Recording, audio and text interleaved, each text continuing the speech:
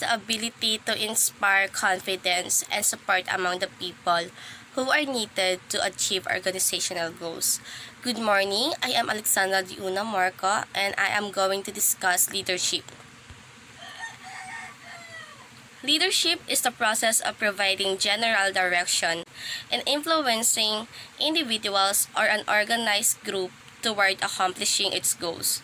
It is interpersonal influence, exercised in a situation and directed through the communication process toward the attainment of a specified goal.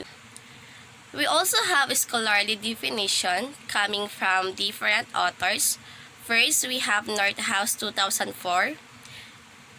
Leadership is a process whereby an individual influences a group of individuals to achieve a common goal.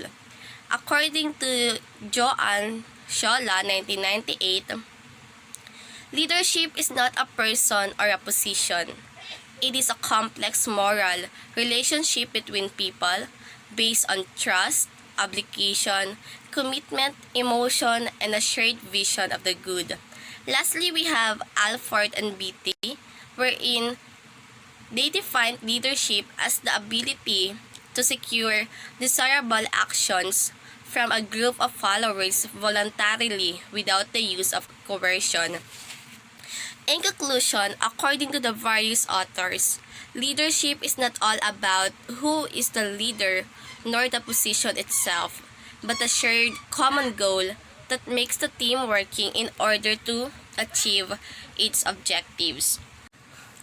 According to Warren Bennis, effective leaders are concerned with doing the right thing rather than doing things right.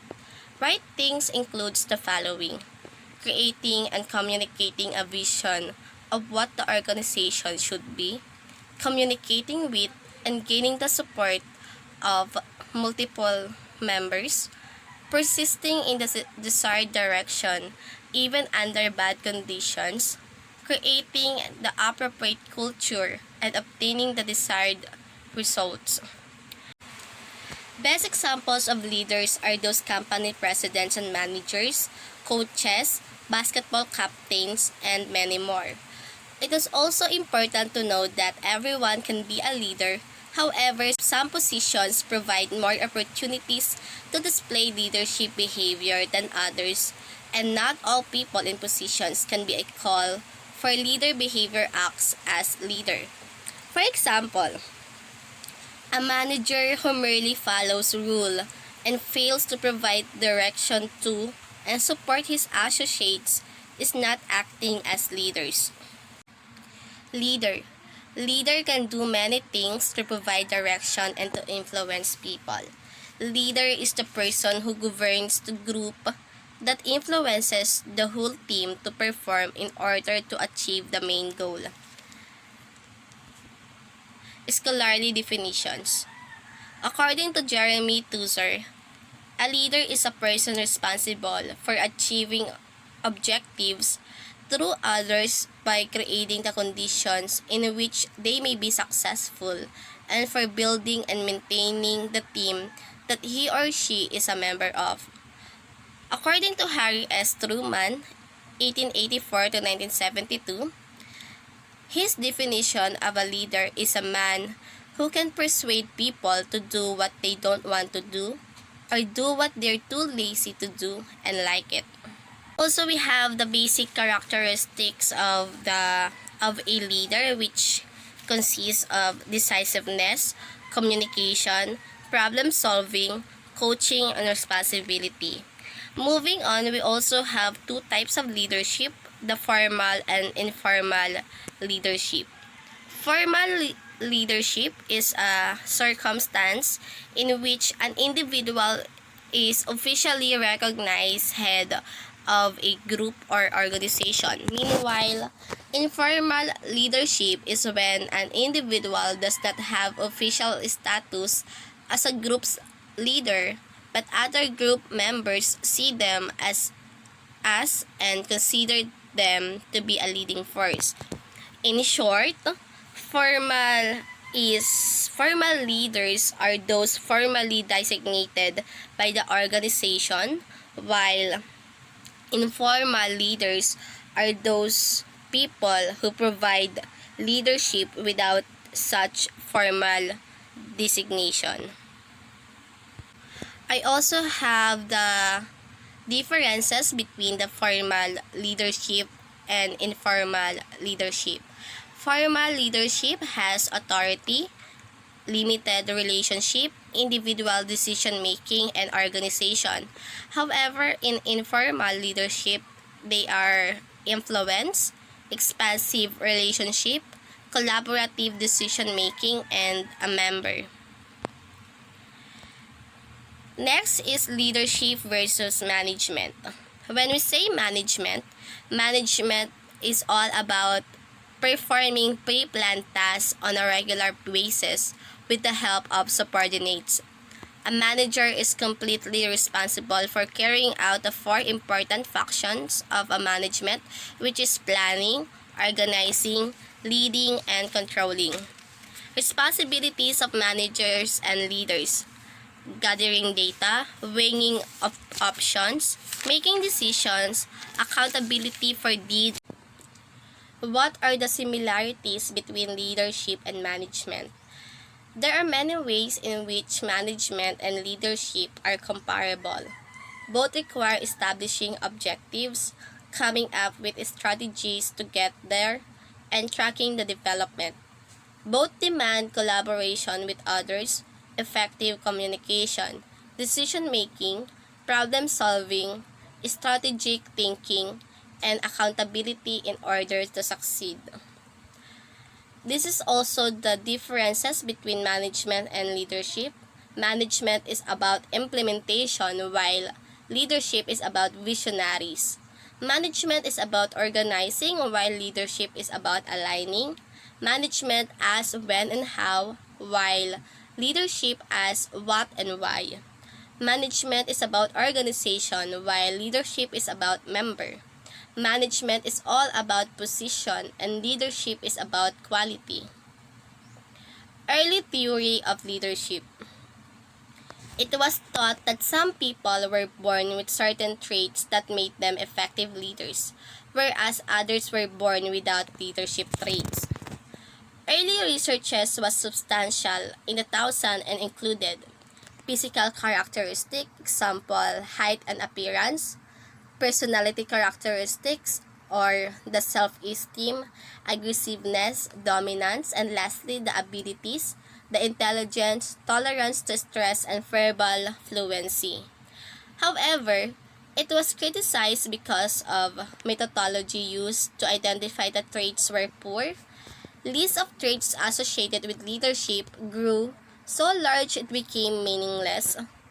The results of the research were inconsistent, wherein different leaders possess different traits. No leadership traits was found to relate consistently to unit or organized performances, and different situations seem to require different traits. Traits associated with leadership. First, we have drive. It refers to the amount of ambition, persistence, tenacity, and initiative that people possesses. Also, we have leadership motivation. It refers to a person's desire to lead, influence others, assume responsibility, and gain power. We have two types of leadership motivation. The socialized power motive, wherein they use power to achieve goals that are in the organization's best interest or in the best of followers. We also have personalized power motive, or the desire power solely for the sake of having power over others. Third trait is the integrity, wherein leaders with honesty are truthful and maintain consistency between what they say and what they do. Fourth, we have the cognitive ability, wherein leaders who possess a high degree of intelligence are better to possess complex information, solve problems, and deal with changing environments. We also have knowledge of the domain. They are engaged, allows to make leaders to make a better decisions, anticipate future problems, and understand the implications of their actions. Openness to new experience is also a trait. It means being open to new ideas and approaches is associated with flexibility, which can be very important in today's dynamic world. Lastly is the extraversion, wherein leaders who enjoy being around the people prefer to maintain a vigorous space and seek excitement, are likely to be proactive in engaging both problems and opportunities. Basic approaches to basic approaches to leadership. Behavioral approach to leadership. It responds to the heavy reliance in the early part of the 20th century on trait theory and notion that leaders are born and not developed. It proposes that specific behaviors differentiate leaders from non-leaders. It attempts to determine the types of leadership behaviors that lead to successful task performance and employee satisfaction. Behavioral approach versus trait approach. When we say behavioral approach, it highlights that leadership behaviors can be taught, while in trait approach, leaders are born, not made. Behavioral approach to leadership. Its assumption is leaders can be trained, and the goal is to develop leaders. The problem is effective behaviors do not generalize across situations. According to University of Michigan studies conducted by scholars such as Francis Likert, Daniel Katz, and Robert Kahn. Employee-centered leadership style. Emphasizing interpersonal relations, taking a personal interest in the needs of employees, and accepting individual differences among members. Job-centered leadership style. One who emphasizes technical or task aspects of the job to accomplish goals. According to scholars like Ralph Stagdill and Eldwin Fleshman in the Ohio State Studies, initiating structure, a behavioral leadership style wherein a leader establishes well-defined patterns of organization and communication, define procedures, and delineate their relationship with those being led. Consideration is a behavioral leadership style wherein a leader is likely to have job relationship characterized by mutual respect, mutual trust, respect for subordinates' ideas, and regard for her feelings. We also have this image wherein in the employee-centered, the consideration is high and the initiating structure is low. However, the job-centered has high initiating structure, however low in consideration. This is the references, and that's all. Thank you.